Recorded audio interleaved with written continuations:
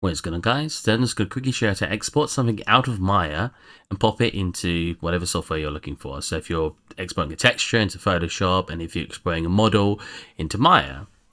So if we come into here and right click it, you can, so first find your actual mesh you want to export.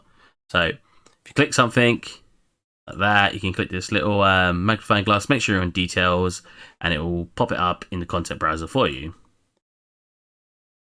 Let's go to Grindstone, right click it, go to Asset Actions, and then go to Export. Not Migrate. You will click Migrate if you want to move it over to a different document. Export if you actually want the file itself.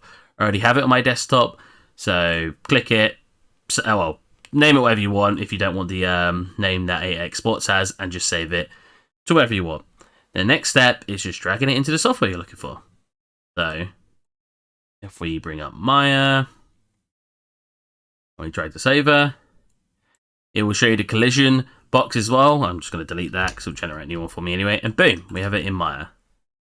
It will be triangulated, but I will show in a different video how to somewhat correct triangulation on meshes. One last thing is just quickly showing how to do a texture.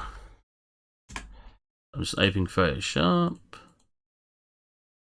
Right, so come into here again, find a texture you want to do now. So I have all my textures somewhere. There you go. So if I want to export a texture, because I for some reason want to change the texture, we go export again. So again, right click, asset actions, and then export.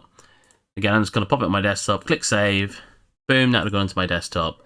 Then if I just come into here, drag it in from my other monitor, boom, we have it in Photoshop. And that's how you export something out from UE4. Hope you guys enjoyed, and I'll catch you next time.